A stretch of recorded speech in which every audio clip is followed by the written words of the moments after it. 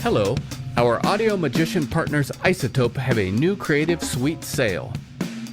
Until July 31st, you can add depth to your tracks with NeoVerb, chop up your audio with Stutter Edit 2, and transform vocals with Vocal Synth 2. All for just $29. Also get 10% off other Isotope software with code FRET10. That's FRET10 at isotope.com. izotope.com. Ruinous loves it, and you will too. Go get it. Fuck. All right, we're rolling. Planet B presents Cult and Culture Podcast. Welcome to episode 43 of the Cult and Culture Podcast. I'm Justin Pearson. And I'm Luke Henshaw. This episode features our friend Ken Osborne, the rapper, punk rapper, genre defier, musician, weirdo, artist. Cool dude. Yeah. Osborne.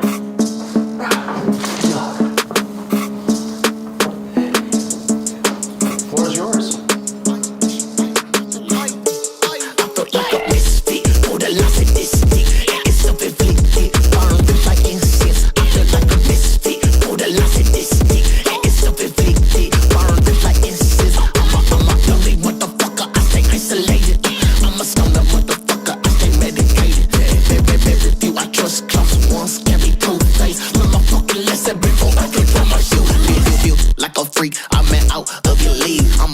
Motherfucker, what your voices telling me? I can't give a fuck about you, cause you is sleazy. Ate a couple shrooms, now they got me feeling queasy. Creeping on the low, underneath, I am bubbling. 5'7" short king, bitch, that's how I'm coming in. Back to recognize that you ain't the different breed. And best realize we ain't on the same degree.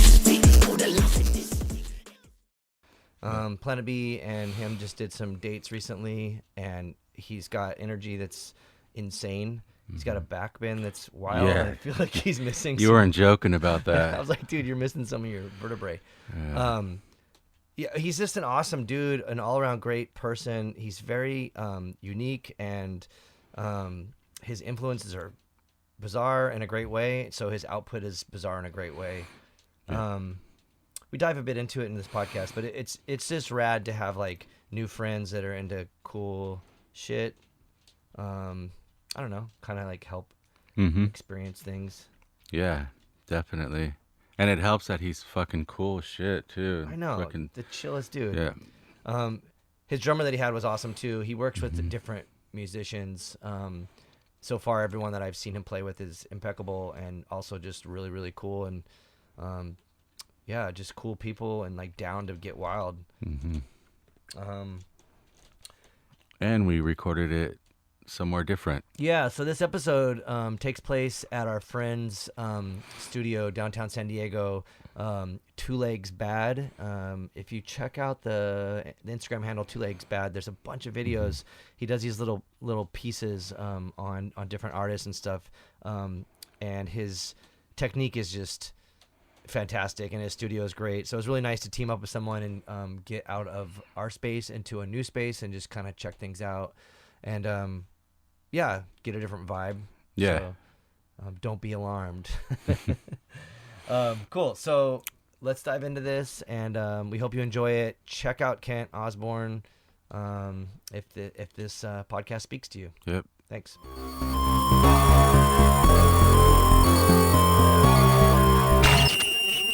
I wish we were doing this after these 4 dates that we're doing together, just to have a better, because I've only seen you play twice, the 2 times that you played with Def Club, and it was insane. I Do the introduction how you want to have yourself. Shit. What up? My name's Ken Osborne. Happy to be here. What up? We're happy you're here. Hell yeah. So you're online listed as a punk rapper. Yeah, that's what I say. That's what I tell them. You want to elaborate on that? Yeah. I guess like, just crossing over the worlds of like punk shit and rap and kind of fusing it in my own way. I guess like more accurately it'd be like trap metal as well. But rap metal. Yes. Is that an actual genre?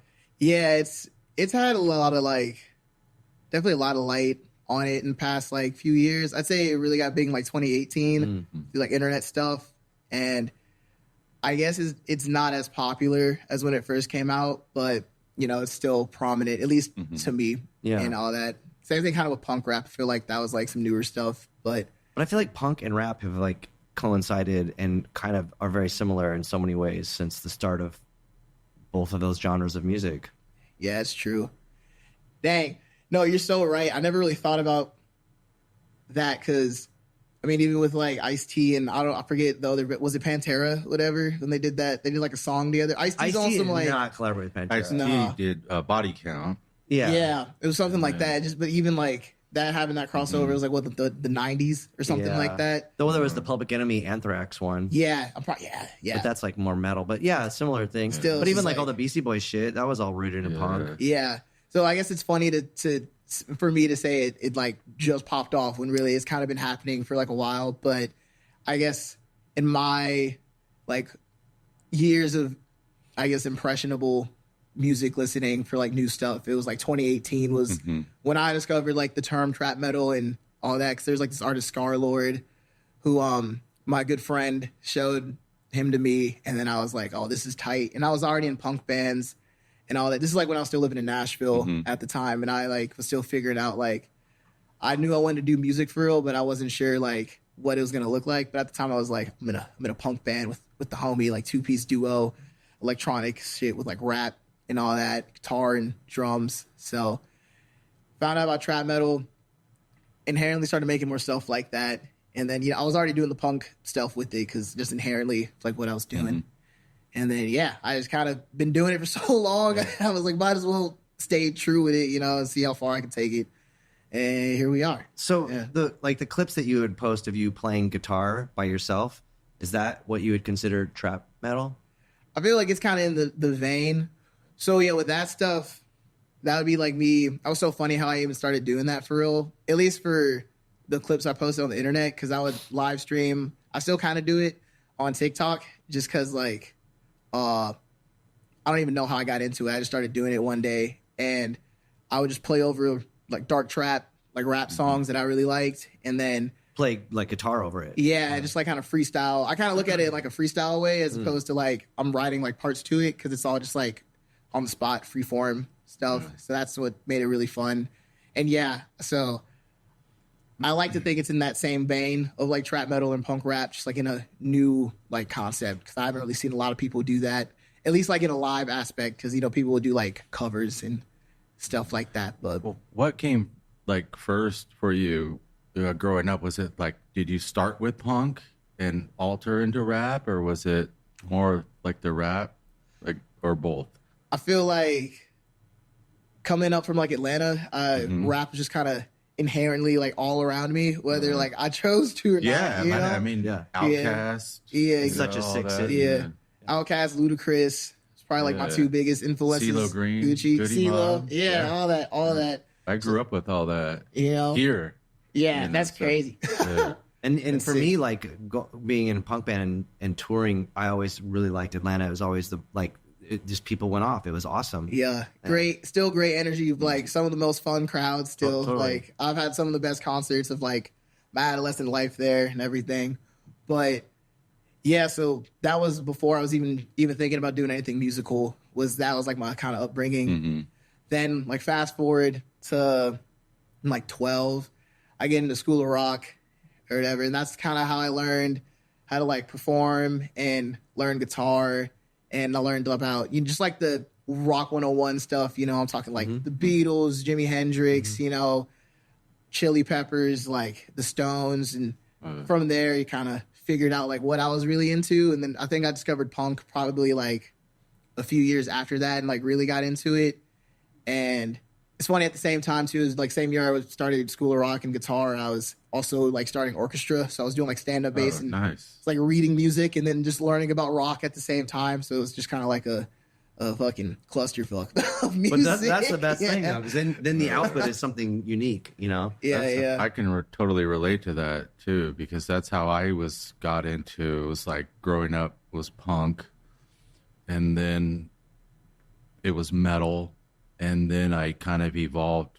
I derailed and went to like Simon and Garfunkel and all that shit. And then I was like, oh, classical, like finger picking guitar, you know, folk finger picking. And then it evolved into classical picking guitar. And then my stand-up bass, and I learned how to play it with the bow and all that shit. And then hip hop came and all that shit. So I can totally relate.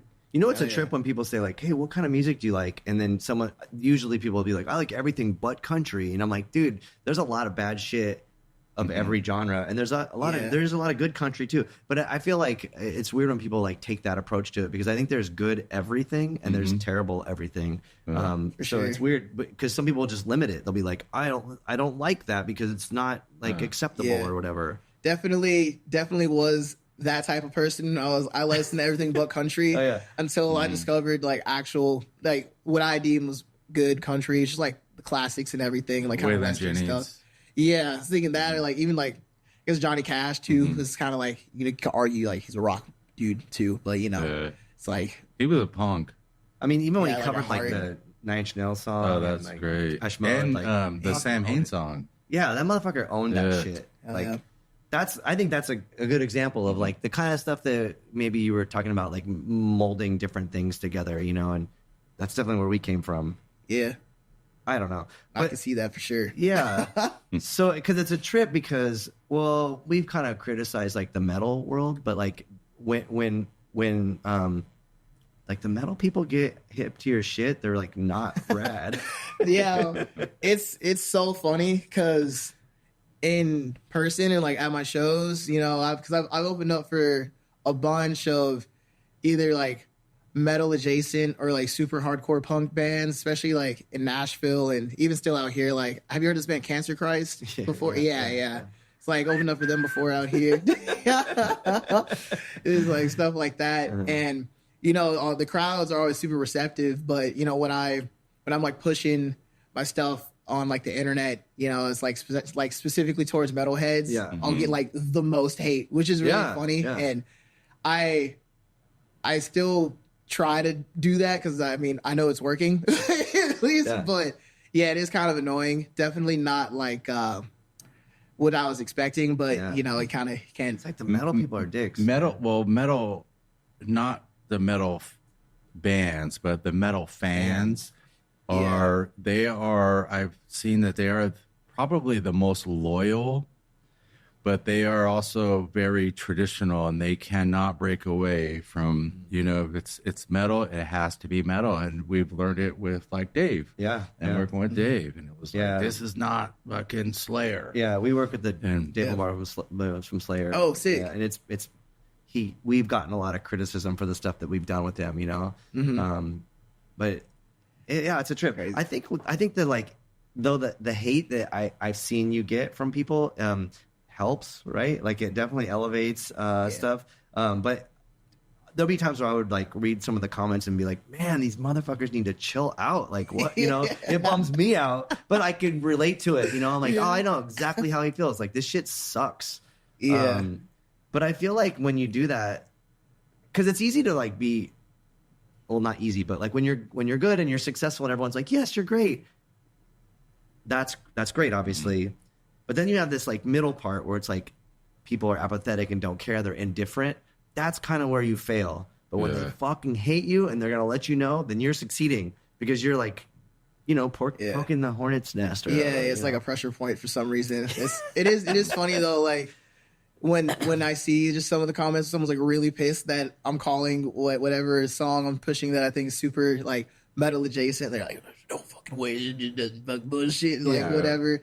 And yeah, I can understand if they're like got like not blinders on, but yeah, it's like this is the box of like what it should be, and anything other than that, it's like not it. But I don't know. I just think it's kind of just like very outdated mentality, and just like with how everything is, like it's 2024, like people are mashing up genres like left and right, and remixing stuff with that shouldn't go with each other, but does, you know. So I feel like I like to believe that'll either like not like fade out entirely, because there's always going to be people like that, but it'll like not be as prominent. But you know, haters are going to be everywhere. Those people are still probably playing like their Exodus music on cassette tapes too. Yeah. Yeah. That's they do not stray off the path at all. I mean, I know a few of my friends that can do that, but it's like I've noticed with metal, and I love metal. Like Iron Maiden is one of my fucking favorite bands of all time. I love them, but I've noticed there's a certain thing about the fans. Like I said, they're fucking loyal, but you do not veer off the path or they're gonna fucking hang you, you know? Yeah. And they buy shirts, motherfucker. Yeah. They buy merch. Yeah. I feel like it is funny because for most of my life, at least from performing and everything too, I've kind of felt more comfortable and like at home with like punk bands and like kind of rock bands and like the mentality of it. And it is funny just because the music I've ended up making for the most part, you know, it's super aggressive and kind of in your face and can give off the impression of super violent. So obviously it makes sense why, you know, and that also that's why I still throw it in with like the trap metal like word to make it all kind of fit into one another, because I can see why people like are into it. But yeah, I don't know. I just feel like internally, like I am a punk fool. I just like to do some like low screams every now and then, like to mosh and get a little crazy, you know what I mean? But I guess it's like a balance to it. I don't even know any like, I mean, I can think of people on like the internet, like old metalheads who are you talking about, who are still stuck in their ways. But I truly feel like everyone who is like around or under 30 has the capacity to like be down with something different, or at least like adjacent to what they're into. But I mean, at the same time, like I've had like 16-year-old kids with the same mentality as who was the cassette player only listening to like Anthrax and shit, you know what I mean, on repeat. So it would be nice to be like everyone over 30's fucking dicks, but it's not. But unfortunately, you're like everyone under 16 is also dicks. You know? I think it's like it's like they can't get with the times kind of thing. Like they're stuck in that mentality, and then especially anybody under their 30s is like kind of grew up in the like this new evolution phase of music and like blending genres and trying this and trying that, as opposed to back in when we didn't have the internet and we couldn't make albums on a fucking computer.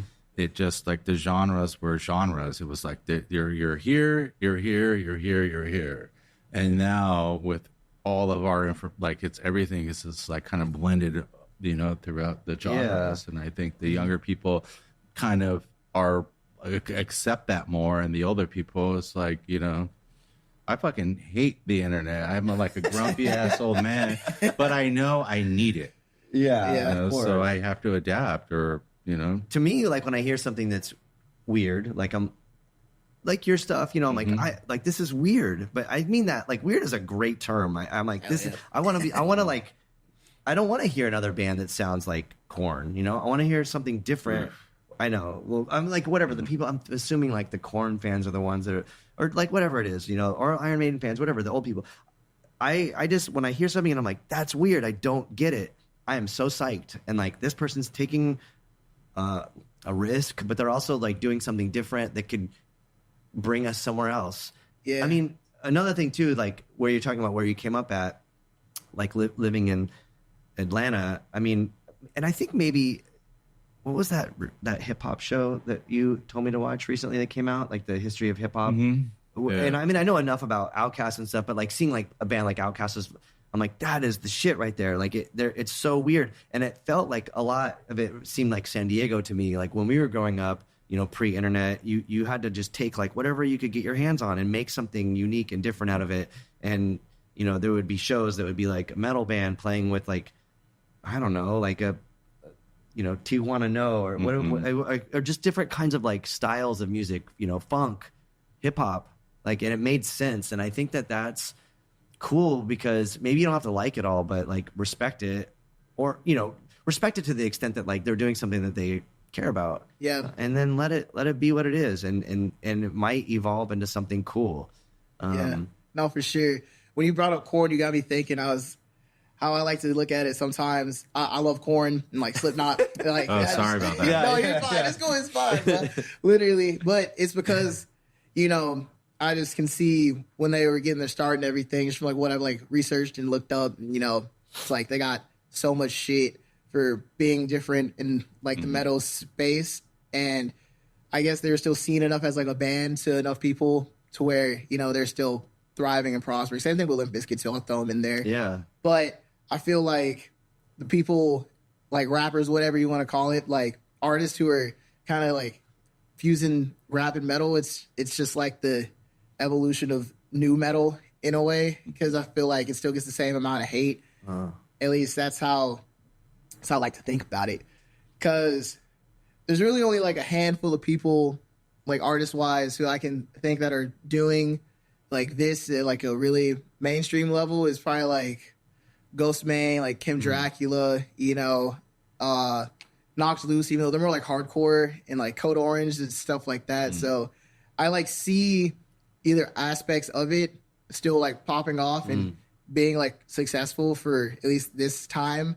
And that gives me hope to like, hopefully it just branches out and continues to keep growing, and people in like just alt/aggressive spaces will continue to be exposed to different versions of it, because I don't really see myself fully as, I like to think of myself as a band, but at the end of the day, it's like sometimes it's just going to be me up there in like a guitar, or like just half me of our rapping. tour will be like that. Yeah, so I'm like, I gotta make do with what I got and everything. Yeah. But I do like to think at least people will see me as like, that's like a punk ass fool, or like, that dude's like hardcore, or like whatever, at least, I don't know. That's kind of what I appreciate out of it, and hope to put that out into the world, at least something like that, Yeah. wherever that lands, or and however people will take that, personally or whatever. But That is a trip, because we a minute ago we were talking about, well, before we started the podcast, we were talking about Nate No Face going out with Limp Bizkit, and it's weird because, well, beyond all that, like I became friends with Wes Borland, and he's so rad, and his solo stuff's awesome. I'm not a big fan of Limp Bizkit's music, but I respect it, and I think but it's also the kind of thing too. Not exactly like when I look at your shit and I'm like, what the fuck's going on? I kind of look at Limp Bizkit and I'm like, what the fuck is going on? In a different way, but I Or why the fuck is this going on? yeah, but I respect it, and I think it's something interesting and relevant. And the fact that they have like, as a band, the ability, maybe the guts, I would like to say the guts, to bring someone like Nate on tour with them says a lot. You're like, oh yeah, we're gonna bring this weird motherfucker on tour, and that's rad. And again, like that, his exposure to, fans of Limp Bizkit might be the ones to inspire even them if to he do gets the thing. like, so going back to the whole Martin Atkins thing, even if he gets one or two fans a night, yeah. I think he'll be successful. Yeah. And Yeah, that's another thing too about like success, because Martin Atkins, who was in PIL and Killing Joke and all the other, and Ministry, all the other rad bands, he had this thing where he's like, if you go on tour and you play a show and you make 2 new fans a night, you're successful. And I'm just like, why the fuck did he say 2? Like, it seems crazy. He's been in all these insanely rad bands, but he really did just bring it down to like bare bones. Like, if you get 2, that's all you need. Like, that could be the shit for you for life, for sure. So it is crazy, because I've played mentality. some shows that have been duds, and I'm like, but out of the fucking 4 people that were there, one of them like was like, yo, I want you to be in this movie or something, like that kind of shit happens. So. Yeah.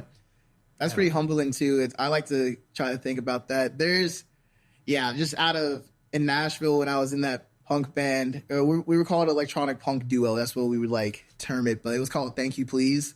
And it was me and my homie Jerry. And I remember like we were both in, like from Atlanta too. We like grew up with each other as well. Went to Nashville with each other and shit.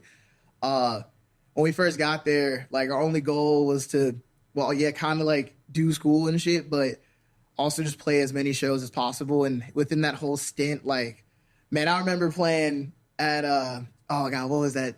Oh my God, I can't remember the name of the lounge, but it was off of West End in Nashville. And like, it was like a Monday night. No one was there, but like just giving it like our all. And then, maybe like that same week, a couple days later, there'd be like 30 people for some reason. And just after like probably a year doing that, we got known in the city. And then my music got known, and it's just like, you got to start somewhere. But yeah, two people a night, you do that for like a year, it's pretty good. It's like 700 people, bro. But I mean, But, yeah. also like, you know, I don't know if you've ever met Martin Atkins, but he's so humble, and I just I'm like you. It's one thing if you've accomplished so much, and then can say that. and then can say that, yeah. Like when you haven't accomplished it, it's harder to say that. It's like fucking yoga when the instructors he's are gonna like, bring up it's yoga. not about the poses, and you're like, fucking because you know the poses already. And I'm like, let me know the pose, and then I can sit back and be like, it's not about the pose. Yeah. You know, so it's the Without a same. doubt, we always bring yoga up, and then he usually brings up Pink Floyd at some point. And Simon and Garfunkel. Yeah. You already got 2 or 3 right now. Yeah. I fuck with yoga though. Shout out yoga. Oh, good. Yeah. Yeah. Well, a couple episodes back, we had some yoga instructors, and it was Really? they're going to come to the show tonight too. Sick. Yeah. But that's another thing too, because yoga's a good example, because it's like you go, oh, I do yoga, and people are like, well, they don't know what that even means. Like you different kinds of teachers and instructors and classes and practices, and what you get out of it's different. It's sort of like saying I listen to punk, and people are like expecting, you know, I don't fucking the gamut of a genre, you know, like something Yeah. like you, or something like, you know, Yeah. it's like Green Day or whatever, you know, like there could be the whole spectrum. So, but yoga, yeah. But people trip out on us too. They're like, you guys are weird and you're doing yoga, and they, you know, then they hear we have a band, they assume it's like, Simon and Garfunkel. I don't know what they There's some assume it is. I don't even know. It's like if I didn't know y'all on the street and you said you're in a band, I would definitely think like old school like 1980s punk shit. You know what I'm Okay, saying? But cool. like the Ramones type shit, but like you know, solid. I still fuck with the Ramones, though, yeah, you know what I mean? But The Ramones are a trip. This is a story I heard about them, and I could be wrong, but I've heard this story that Minor Threat got asked to open for them, and Ramones were like all fucked up on heroin and shit. And Minor Threat, straight edge band. And I'm not advocating for straight edge stuff here, but they were like, "Oh, we're just gonna go and fuck these dudes up," and like not like fuck them up musically, because they're all straight and sober, and like just rip harder than ever, you know, like locked in. And I could not imagine like seeing that, like, you know, where like I seen the Ramones towards the end when I was younger, and it was That's sick. they were phoning it in. It was just, you know, it was like CJM based, like, you know, everyone's like fucking quitting. It was just like a thing, like a commercial commodity, where like I feel like if you were to see Minor Threat, you were to see Minor Threat, and you were not going to fuck with that shit, you know, like that was like the best. Yeah. So I wonder, like, what was my point? Oh yeah, my point is like elevating a craft or an art to something new, setting a new standard, you know, which maybe you're doing that. We'll never know. Yeah. I mean, you never know when Appreciate you're in the middle of it. Yeah. It's like, I think the best compliment I've gotten so far after a show, this is after my Atlanta show with Upchuck, it was New Year's. They sold out or I guess we sold out the Earl. And, you know, I was hanging out, just like smoking a blunt or some shit. And then the homie came up. They were like, man, you're so sick. It's like what Cardi and all that new vamp shit, like all them rappers, they wish they were you, man. Like they wish they could do what you do. And I was like, in the moment, I was like, whoa, that's huge, bro. Like Cardi's insanely big and shit. But I think my takeaway from it was like, oh, like a rapper who's playing guitar and like giving like that true punk energy and kind of keeping it like true to the roots, but also turning into something new. So it's like that was huge to me. Just like even getting like that comparison, like, that's crazy, dog, for real. But that's interesting because like when I saw you play, I was instantly captivated by the music is one thing, but the aesthetic and the performance is something else. And that was really what got me. Like for me, I can't lose myself in it and be like, I'm gonna fucking mosh or dance or whatever. Like I want to focus and be like, what the fuck is this guy doing? This shit, there's a lot going on. Like even your drummer was weird as fuck, and I was like, dude, I gotta pay attention here. This is like some shit, some like really good shit, and I want to observe and absorb and like understand it. And I thought it was like so relevant and important. And I think a lot of people maybe don't get that. They're just like, yeah, this is going off, like fucking party time, you know. But for me, I was like, I'm gonna study this motherfucker because this shit's wild. Appreciate you. Yeah, but like I could see, and now talking to you, like you're bringing in different elements that most your average whatever artist wouldn't necessarily grab things from these other places. And so I was like, where is this coming from? This is bizarre in a great way. And also, like, Appreciate your back bends are fucked up. I think you might be missing part of your spine or something. I don't know why I'm so flexible. Yeah. I used to have my spine's I mean, it's fucked up. like Iggy Pop, but like even more, you know. So yeah. Oh man. See, also, yeah, I fucking love Iggy Pop and the Stooges too. They're fucking fire. Yeah. I aspire to do Iggy Pop's back bend. Like, I try to hit that shit once a show, at least, you know. I mean, you do. You're there. Yeah. Thank you.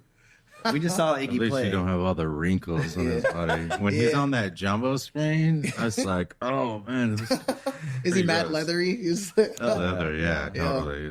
It was brutal. But when Yeah. you're It was 70s, great. It sounded Yeah, fucking great. yeah, It looked it's like- great on the stage, but they had fucking like 50-foot screen, and it's just him wrinkled leather. You're like, ugh, Watch man, when you're put that 70. away. Yeah, you'll Yeah. keep your shirt on. No, yeah, I'll keep my shirt on. But you're I'm 45 and I keep my shirt on. yeah. But yeah, you're right. Yeah, It's that- Iggy He can do Pop. what the fuck he wants. Yeah, and he had for a real. killer band. Like, it was Yeah. sick. man, I hope to That keep drummer ripping was shit to dope. when I'm 70, man. You know, Yeah. holy hell, that's insane. Yeah. But he's a good example. Like, I think he was drawing from weird sources and made something unique and kept to it. Like, he kept doing it, and his persistence showed his creative output is genuine and relevant. And I think maybe like with modern music or artists, they're expecting the payoff to happen right away. So people like Iggy or Martin Atkins or whoever are just like, no, like, we're just gonna keep doing this thing, even though it probably sucks half the time. Yeah, I can see that. I feel like a lot of artists that I know, or at least that I like to associate myself with, like, they'll put a lot of like work and passion into just like a song at a time, or like the overarching vision and everything. And if it all, like, musically, if it ties into it, and a lot of people I look up to still who are crushing it, like, it's always like the passion of the world they've created, or like the sound that they want to like either push or, you know, create more in their own unique way. It's like always the North Star.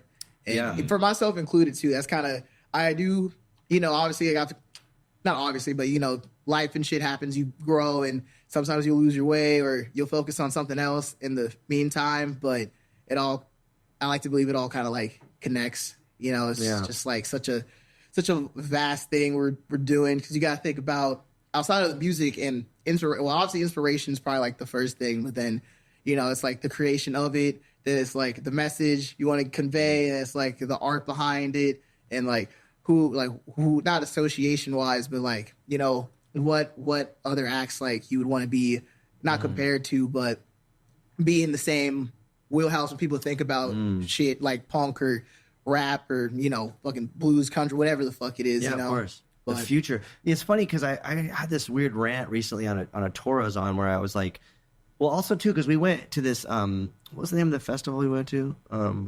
Let's just touch. No Values. No Values Festival. Oh yeah. Oh, I wanted to go to that so bad. I mean, was bummed. There was like some of our friends played, and there were like a lot of good bands, but then there was a lot of interesting criticism. Like, there wasn't very there were like very few women represented in the bands being booked, and the people were criticizing like Steve Ignorant from Crass, you know, playing this thing that cost $200. And I think that Steve Ignorant should get paid. But the thing is, like, it was sad. There were parts of it that were depressing, like seeing the people that would go to that, and it might have to do with Southern California. But it made me feel like, part of me felt like, yes, punk is dead, and I think it's a very bold statement. But I also just did this tour with this band called Here's Collective, who were on the previous podcast of Cult and Culture, and being on tour with a band like that made me realize that punk isn't dead. Punk is something new, and I think it's cool that it's evolved and mutated and found a way to be relevant and inspiring to people, younger people or different people, and expand than like, because punk rock, let's face it, was like mainly just white shitty dudes, you know, and now it's becoming something more inclusive and more experimental. Like, you're seeing like a lot of cool shit happen, like you've said, you know, and I think that that's really cool. A good example is like, I think you played with Horror. Yeah. Those guys are, again, like Shout out watching, Horror. yeah. For But real. again, like seeing them, I'm like, what the fuck is going on here? I got to figure this out. Like, it's so bizarre.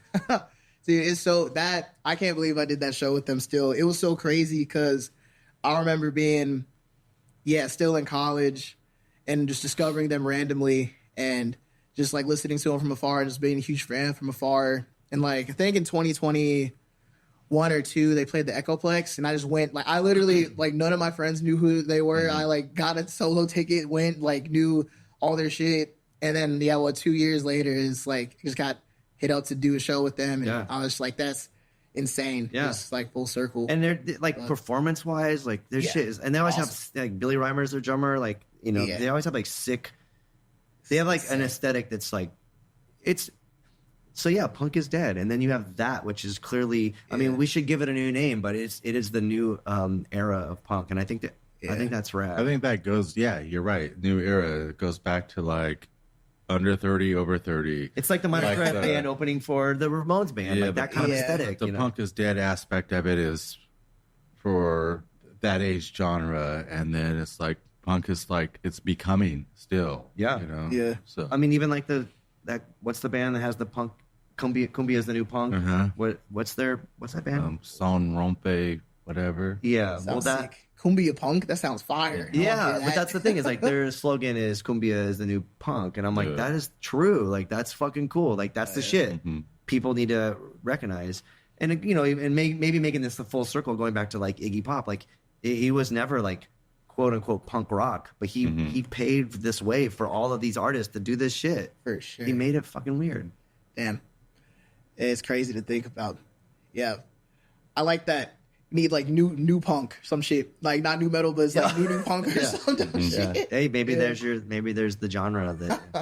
That'll piss a lot of people off. Yeah, I can see that.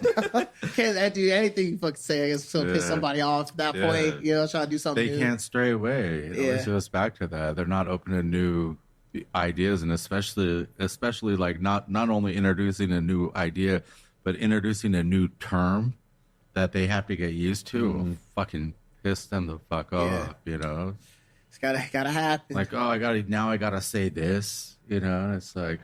I mean, I know, like, I always get lumped in with, like, Screamo or whatever, and I'm like, man, when we were doing all that shit, it was just punk, and Screamo is a very cringe-worthy to me. Just thinking of fucking really 2009 and the fucking Hello Scene cuts, but I guess different strokes, But, like, in 97 or 98, like, when we were doing that shit, there was no term. It wasn't even, like, no one even acknowledged it as, like, anything. It was just, like, you were on the outskirts of punk. Maybe post-punk even, like you're just weird.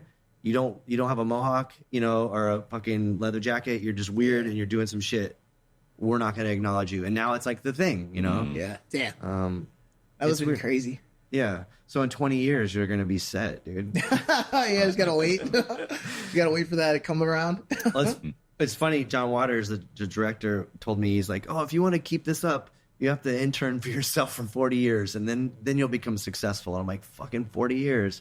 But if you look at him as the North Star, you stick to it for 40, it should pay off. Yeah. So, I mean, shit, is it like? Oh man, I didn't even say this either, but shout out Nate No Face for sure. But he's like, he's in his late 40s or something. I want to say something, maybe mid 40s. I don't know. It's like either way, it's like just like the fact that he's hitting his full stride, at least in my eyes, of like career success, like full force right now is like impressive, and it's like beautiful to see. It's just like, I guess it kind of doesn't matter like how old you are or like when you started the shit, if you just like stay true like on the path of whatever you think is fire as fuck, and if it's meant to be, like it'll happen. But totally, like I'm just assuming bro's been making music since like it's probably like a teenager or some shit, but I don't know. Plus maybe that show. The key to it, Nate's a good example, is like when you talk to him, he's so fucking nice, and he's so humble. God damn. I met him at the horror show because they did a guest feature for him, and I was like he's heard about me before, and like we chopped it up for a second, but I was like, this is insane that you even know who I am, and that I just get to talk to you. And it's super chill, real dude. Nice dude for sure. I think when you cross that line and you're not that. That's where you're not successful. I mean, maybe you're successful in some, but if you're a dick, you're still a fucking dick, man. Yeah. I mean, I think that was a huge reason. Well, I guess outside of just punk stuff, but DIY shit, like that's where I really got my start, especially in Nashville. Like just the amount of DIY stuff, even still in LA, like I try to try to do what I can when it makes sense with it. But I love the community aspect of it, and like there wasn't like really any egos or anything like that for real with it. And I don't know, it was just like a huge thing I admired about punk community in general, and I think especially as an artist and if you're creative in general, it's like you gotta kind of be like non-egotistical for the most part and like pretty level-headed with that shit, because I feel like if you act like you're higher than thou, like you're not really helping yourself at all. Yeah. Let me throw this one out here to you two, because I feel like maybe in the hip-hop realm, does DIY exist like it does in punk? I mean, yeah, it exists everywhere. But I mean, it's not as like prominent in the sense that like maybe it does exist. Underground hip hop. Yeah.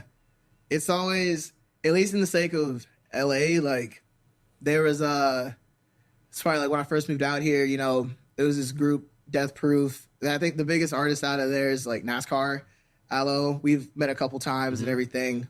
But I remember it was like hard COVID. It was probably insane to talk about, but they were doing crazy sick ass shows, and that was probably like the most DIY rap shit I've seen in my life, because there was a strong community and a lot of people would come out to those shows, and I don't know, it's just like out of a tattoo shop or whatever the fuck, they would just set up shop.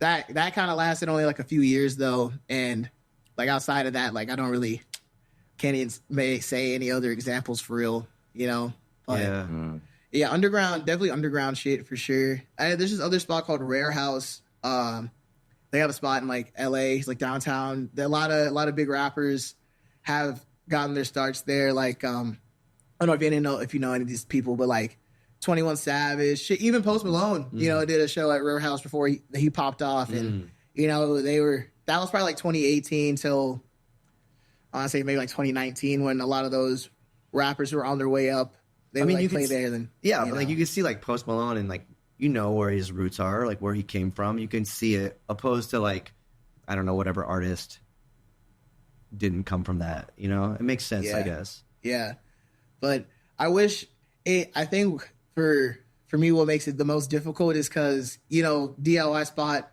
sure have like whatever venue, location, warehouse, crib, whatever, but then it's like you need like speakers, and then you need like a sub, and then you gotta have someone know how to DJ, and it's like with the band, you just really just need 2 PAs, and then everyone just brings an amp and shit, and then just rip it up. It's just it.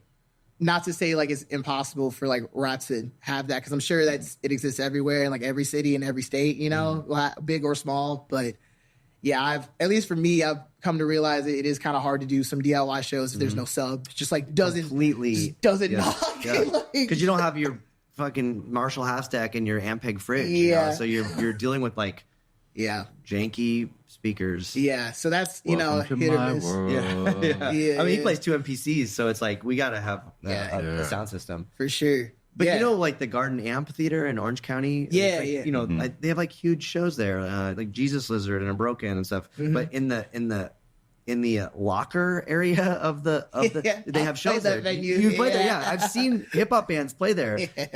Hip hop artists play there, and they're just playing to a backing track. But it's like the PA sucks, and it's like, oh, this is really fucking weird. Can be a little blown out. I think if I'm remembering correctly, that was like, I want to say I played there like 2021 for one of their festivals, and then surprisingly, maybe just because we were right on top of the sub or something, but I was like, man, this just sounds crazy right now in like a good way. I wasn't in there for the rest of the night, so I didn't really get a good look at it, or not look at it, like listen, whatever the fuck. But I think like, I don't know, I love little shitty rooms like that with like too much bass, because I don't know, it just hits everyone like correctly, and if you can't really like understand like what's being said, I feel like that's kind of secondary in that type of situation. Like I'd rather be fucking flooded with 808 than like only hear like it's like fucking pinging in your fucking ear. But too much bass is better than not. We did a Sony the show around the corner from here. What's that bar? El Dorado over here, and It was like probably maybe like our third or fourth Sonida show, and the bass, you could feel it on your feet when I was playing. I can just like, it was just like tickling my feet. It was just like, zzz, and I was like, "Fuck, dude, this is probably not sounding fucking good to the people on the thing." And everybody was like, "No, it sounded great," but everyone was like, "Dude, you can just feel the bass from your feet all the way through your whole body." And I was like, "Cool, man." That would be like, thank the sound guy, or whatever. Or, I mean, that venue is pretty small too. Yeah, I mean, it just has that little side area, but that is an interesting thing though, because I do wonder, like, the venue stuff matters, all this stuff matters, but I do think the performance, when it's gnarly like that and the energy's there, the energy is something that you can't replicate. Like, you're not going to get that. Like, I'm sorry, Limp Bizkit's not going to get that energy. Like, it's not going to be the same. And so I think, like, if you can achieve that, that's great. But even the place that we're playing tonight, Brick by Brick, it's interesting. When we played there last, we brought our own sound engineer, this guy Otto that passed away, really awesome dude.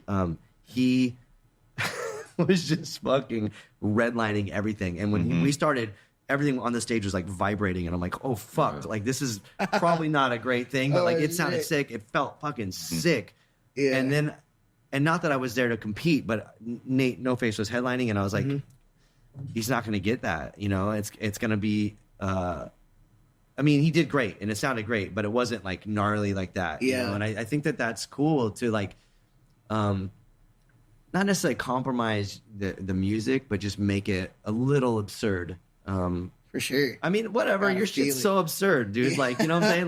Like own it. It's so sick. Like, that's where you're gonna walk away being like, that was wild. Hell yeah.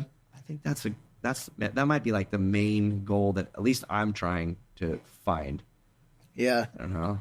Well, you know, I think performance-wise is, to me, the most important aspect. Obviously, like, I love making music and I love recording it, but a lot of the time, especially like when you hear my stuff from like Spotify or whatever the hell, it's like recording, like, oh yeah, this is a good song, whatever. And then it's like hearing that same song and then like seeing me do it live was just like either like guitar and like drums added and me just, you know, doing my shit. It's kind of like, what? Whoa, it was like a whole different vibe. I did not expect, you know, that at all. I mean, that kind of music isn't experienced the same on an iPhone, you know? Yeah, it's true. You're losing. I mean, the digital realm of music is very interesting. I don't mean to sound like an analog audiophile or something, but like when you listen to stuff on vinyl, it's a lot different than if you're listening to an MP3 on a computer. Yeah, I feel like it kind of comes with the headspace and everything, because like mainly from this is what I've noticed, at least, like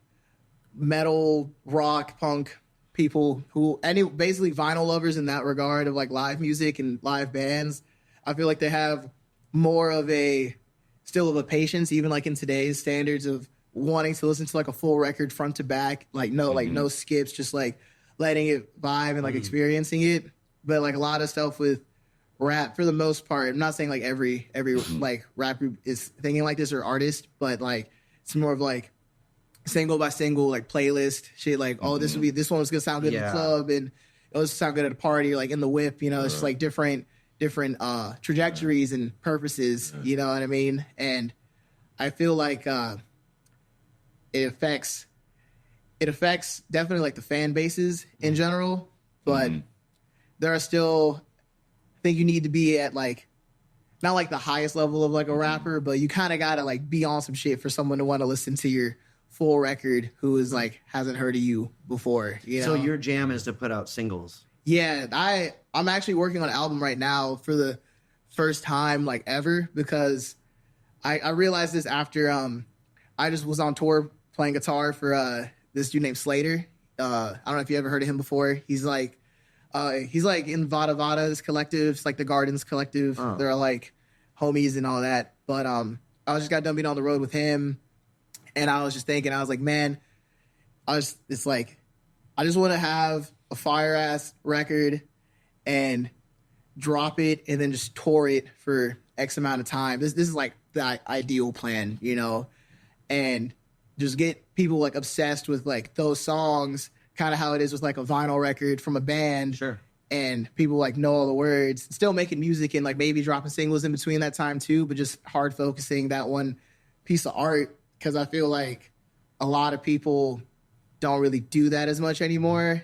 And I've done the whole game of single only for shit, man, like 3-4 years, I want to say. I did an EP, you know, probably last year, but it's just like the same game of like trying to cash in like a lottery ticket. And I'm grateful that I had the gusto and, you know, tenacity to stay on that path for how long as I have. And not saying I'll never go back to that, but I just feel like right now for me is like, especially just like who I am, how I want to be seen, it's like I have to do this album and then tour it as long as I can and just promote the hell out of it. Which is like the schematic for bands. Like, yeah, I think exactly. It worked. Well, first of all, like going back to the hip hop thing, the whole like hip hop culture is strongly based around the DJ community. So like that worked as far as like the DJs gonna, you know, they would have like park jams or like underground playing the vinyl. Yeah, so it was a big part of that was mixing. So going from song to song to song, you know, but a lot of that, like a lot of those hip hop albums early had that concept. If you go back to like De La Soul and like Prince Paul, they had like a front to back thing. But if you go back to like early 50s rock, when it was more radio play, the bands were just dropping singles and they were able to get it fucking pressed on wax like the next day. So they would give it to the radio stations, and then like a lot of those early bands from the 50s, the whatever rock and roll, after they had 10 singles, then it was an LP. That was an LP, you know, yeah. so they would drop 10, you know, whatever. And but it's like flip then for sure. Totally.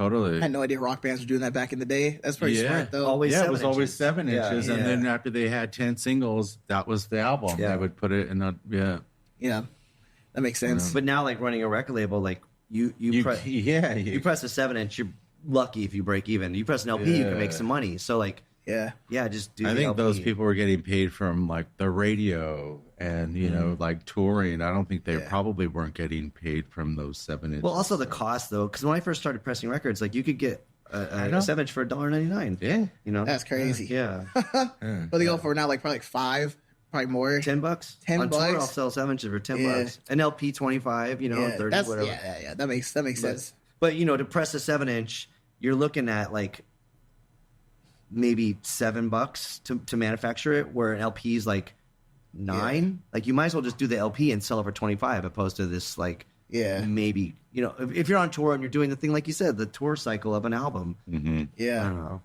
It's a mean world, dude. For sure. You know, it's a fucking mean world. Playing music and being and trying to like find you know, I don't want to say commercial success, but making it a capitalistic endeavor is very hard. I mean, I think that a lot of it comes from like people seeing you and hearing you and wanting to support you for whatever emotion you evoke from them. Yeah, no, for sure. Shit, it was so funny. I remember like, I feel like I've been thinking about this a lot recently, but when I was still in college, like the whole time I got in for guitar, I was majoring in like audio engineering and had a minor in music business. Got very C student. Like I barely gave a fuck. Like I was just trying to play shows and do music because I knew like that's what I was gonna do.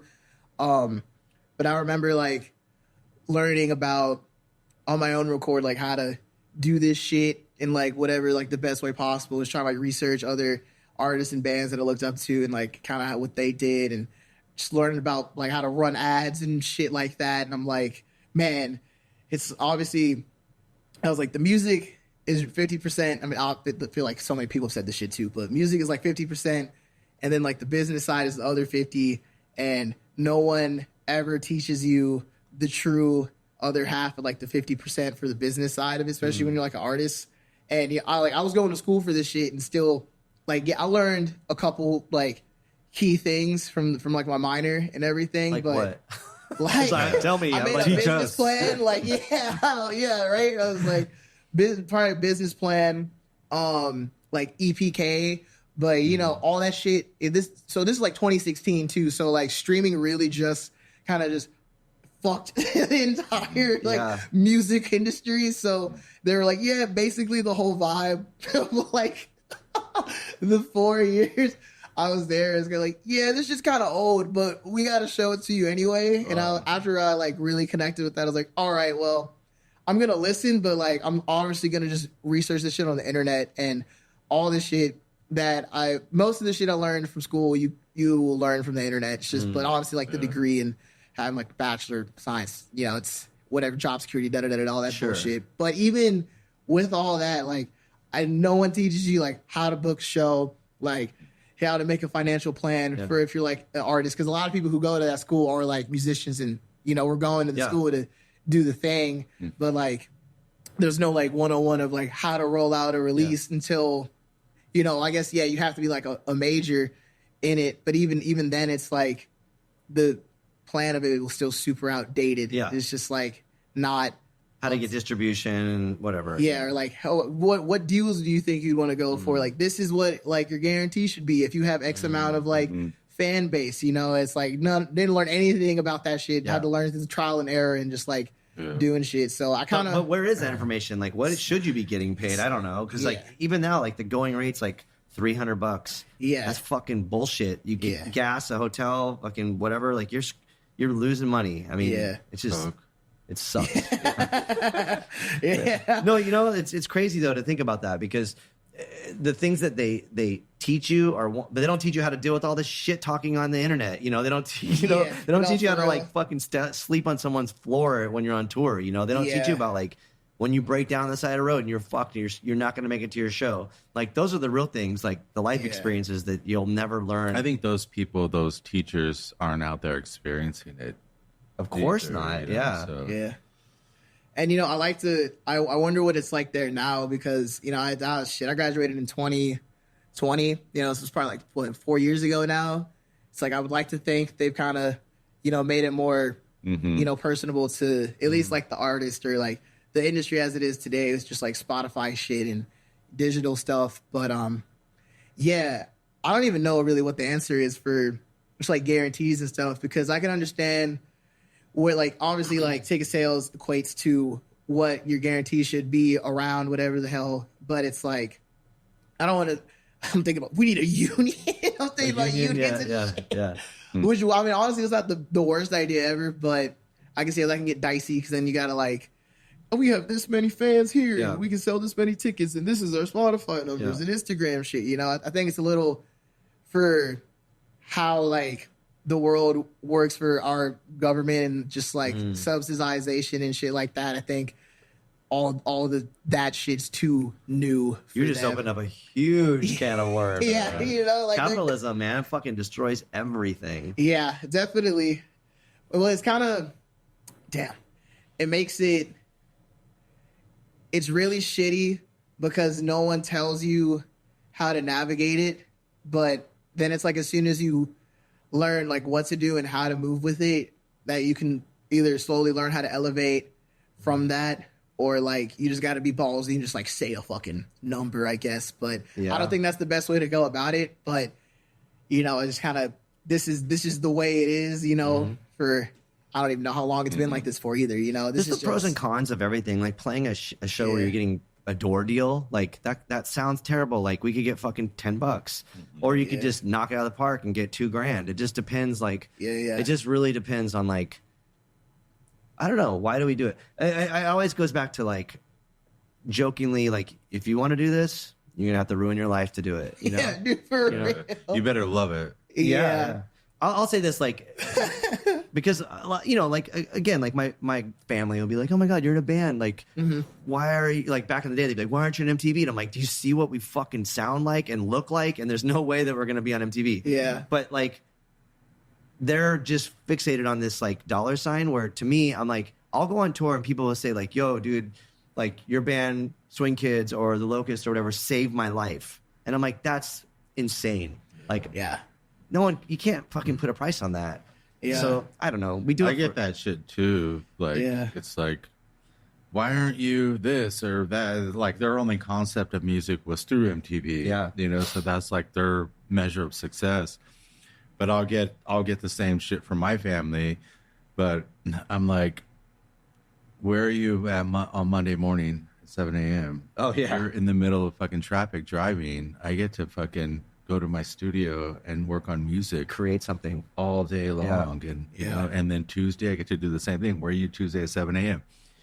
You're on the middle of fucking traffic, dreading going to your fucking job. Yeah. You know, and I might not have a lot of money, but I have the freedom to fucking do, you know, to create and make music, you know, almost all day. That's definitely Except at 12 o'clock when we go to yoga. locked in. I gotta get your stretches in, bro. Yeah. No, I think I agree with you though. It's in the sake of how I look at that is the most important thing is we get to follow and like live out like this dream. Even though I know I was just bitching about like guarantees and, you know, learning shit on your own and all that, but you know, like the perseverance of being able to do that and live without having to worry about, I don't even know, just like doing some shit that you really don't want to do or like answering to some shit that you really don't want to do. And obviously like the shit's still a job. So there's probably sometimes there's not necessarily shit that we want to do like or whatever. Yeah. But definitely a blessing that you get just to fucking make shit, perform in front of people and like get paid for it. Like Connect what the with hell? people though, you know? Yeah, you know? Yeah. It is insane. Like just hearing like your music save someone's life or like I've had that on like just Instagram DMs and I've had one person say that to me, same Atlanta show too, is like my music helped them out at like their depression, like like darkest time of their life and shit. And I'm like I had no intention of like doing that. I'm just letting out my crazy ass shit, you know, that I've been through or like, you know, it's how I see the world, I guess. It's inspiring. Time. Yeah. Yeah. I mean, it's like all the cool shit that's happened in this world. Like, I mean, we never knew what we were doing. We're just like, we're just going to do this thing. And then in retrospect, you're like, oh, we did that thing. And I don't know. I think you're on that trajectory for sure. So yeah, appreciation, man. Yeah. It's it's a dope responsibility, but the only thing that kind of freaks me out about it is like, since I've done it for so long, just like, you know, the trap metal or punk rap, you know, whatever the hell I'm doing, I don't want to. I feel like I have like kind of like a service to people to responsibility or something. Yeah, to like keep making fire in like that vein of like whatever emotion I invoke in people to like keep that going. Yeah. But you know, I have so much other stuff that like sounds like you would not think like I made it. You know what I mean? Yeah. And I've thought about it before. I don't know if I either want to start like another like project for it or just when I feel more comfortable and like more fully financially stable down the line to just have it out there and like as like a project and it's just there and I either like put a lot of focus on it or not. But I don't know. How do you deal with that? Yeah, because you're in like in a shit ton of bands still, you know, and I feel like you're always hitting the road. Do you feel like you make specific like energy or like vibes for like Def Club and then something else for like the Locusts and something else for like Planet B, or do you feel like depends on who you're playing, the players? Yeah, like you come together as one unit and you become a thing. You're different though because you'll mess with other people or like just yourself. Subsects of my brain. Yeah, I guess so. But like, yeah, there's a different vibe for the project and who's part of it. Yeah, I don't know. We have to get to it. Show. Oh yeah. Oh man. Yo. Woo. Yeah. It was crazy. So let's. I don't know. Yeah. We're gonna be in a van together for the next 4 days. I know. Let's go. Yeah, we'll record more of this in the van. Yeah. I don't know. Yeah, I think what you do is prolific. I think what you do is relevant. I think it's you're on. Thank you. You're on a trajectory to something, and you're changing things, and it's fucking sick. And yeah, I'm grateful for you. Thanks, man. Appreciate it. Do you want to close with anything? You have anything to say? Sheesh. Yo, check out my music, Ken Osborne. Listen to Misfit EP, and yeah, come see me on tour with these fools, Planet B. Cool. Hell yeah. Cool. There you have it. Episode 43 of the Cult and Culture Podcast. If you're not a fan of Kent Osborne now, you got a problem. You definitely need to check out his stuff. He's sick. One of the raddest modern artist, in my opinion, rapper, whatever, weirdo, new metal dude. You should check out his work, and you got to see his live show. It's insane. Yeah. So we'd like to thank Becky and Andy, as always. We'd like to thank all of our sponsors. We'd like to thank you, the listener or the viewer, and Rodrigo for having us. yeah, and having us at his awesome studio is really, really sick. It was good to see him at the show too, so that was cool. Yeah, and if you get a chance, check out Two Legs Bad on Instagram and just look at all the stuff he's been working on. He's such a rad dude and is part of something that's really, really cool, documenting different artists. Cool. So yeah, episode 43. There it is. We'll see you on the next one. Like. Thanks.